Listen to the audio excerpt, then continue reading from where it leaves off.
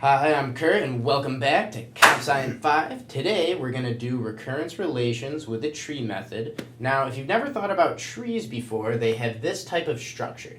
It branches outward, and this allows you to do a lot of really neat things, which we'll talk about later on. But to get down to the basics, a tree, for example, this binary tree, well, trees basically you can be thought of as how often is a node going to split up, and how many levels does the tree have.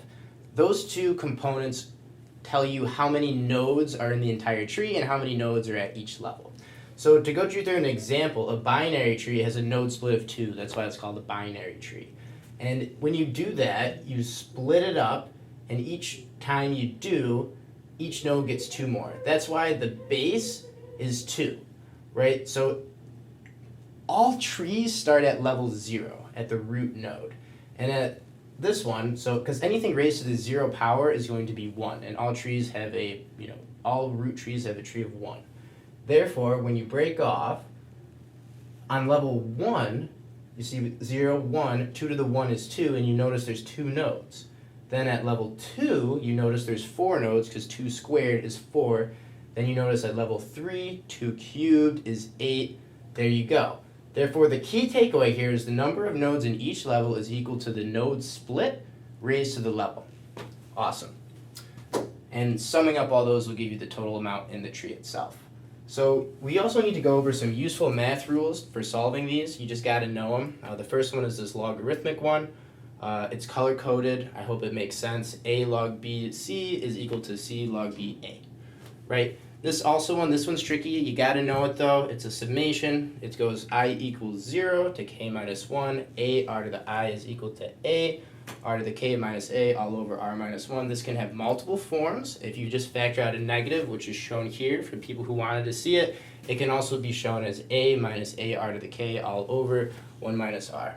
So the big takeaway of this intro, getting these basics down, is when you solve a recurrence relation with the tree method, the total time it takes for the entire program is going to be equal to the time it takes for the last level to execute, as well as all other levels, the summation of those, right?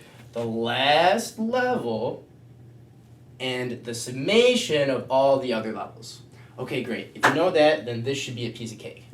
Alright, so we're going to go through a recurrence relation in depth. To start off with, all recurrence relations, they have a base case. They're going to produce a constant time operation, and that's how you know the function's going to end. You don't want to go on forever in an infinite loop.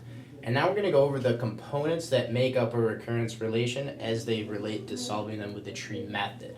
So you'll notice that the 6 is the node split factor. You'll notice this as we go through the problem. This n over 2, that's the recursive call. Functions that are recursive, they call themselves. And then here, this is the work that's done after those recursive calls get made. Terrific. So let's go through an example of it. Now we need to remember the most important thing, and that the total time it's going to take for this recurrence relation to complete is the time it takes for the last level to complete, as well as the summation of all the other levels of the tree. So we start off with a t of n, which is the beginning of a recursive function, and we know it's going to branch off into 6 separate nodes because of this number right here. I denote it with 6s the rest of the way, just to make it neater. And we do when we go here, this is like reaching our base case. We don't have any work because it's constant time, so it's done. When we make our first recursive calls, our n over 2 calls, we have this amount of work gets done. Does that make sense? So over here, we'll have n cubed work get done. Notice how this is in terms of a function. If it were n squared, this would be n squared. If it were n, it would be n. If it were nothing, it would be nothing. Awesome. So we're going to keep making recursive calls to this tree method, and we're going to take n over 2 and plug it into our function, and n over 2 over 2 is n squared. So we branch off, remember, into 6 every time because of this number. And as you can see, for our second level, we have n over 2 where it gets done to the third, and 6 to the 1. It's important to note that this is going to always trail because it needs to wait for those recursive calls to complete.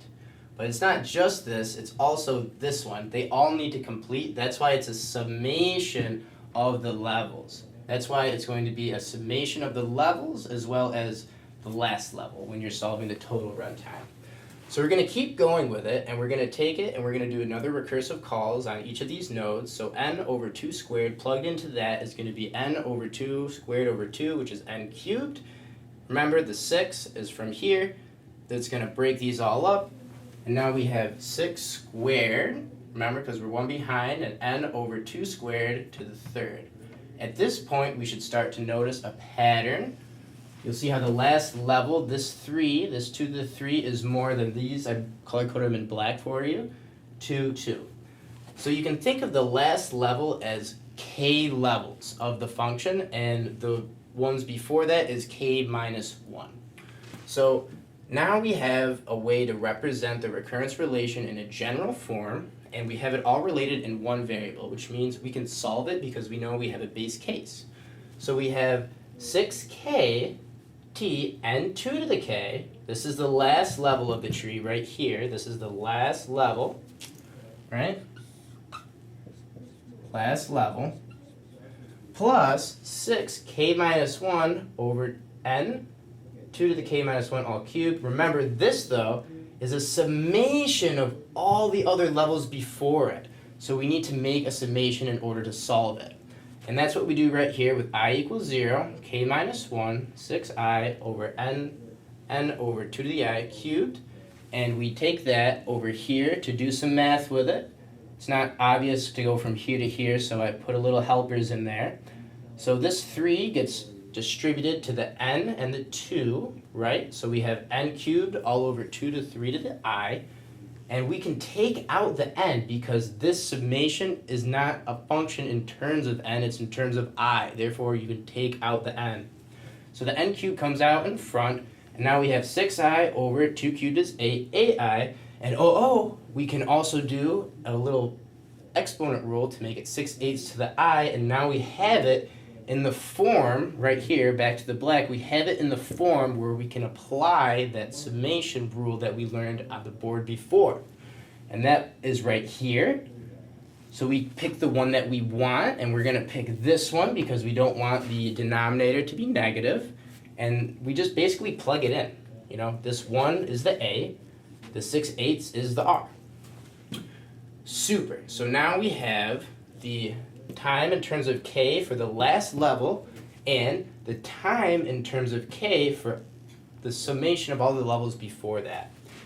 Now we simply take k because we want to know when is this going to stop, and it's going to stop when k reaches the base case. So k is going to be, so n over, so this right here is going to be equated to 1. That's how you get k equal to log base 2 of n, and we're just going to plug it in, right? We're going to plug it in. No, we're going to start to get rid of the constants because we know big O a little bit by now. So we're going to simplify a little bit. And now we have 6 raised to the log base 2 of n plus n cubed. Basically, because this is not going to be consequential. And now you need to ask yourself, well, which is going to dominate the runtime? Which function is going to grow the fastest? Which is going to be the upper bound for this recurrence relation? And to do that, you just take log 2, 6 and compare it to 3 because, you know, whichever exponent is bigger will dominate. And it should be clear that log base 2 of 6 is less than 3 because 2 raised to the power 3 is 8. Okay? So that would mean that this is going to dominate it and that this whole function is going to run in big O of n cubed. Thank you. This was Comp Sci 5, Recurrence Relations, Tree Method. We hope you like those trees, man.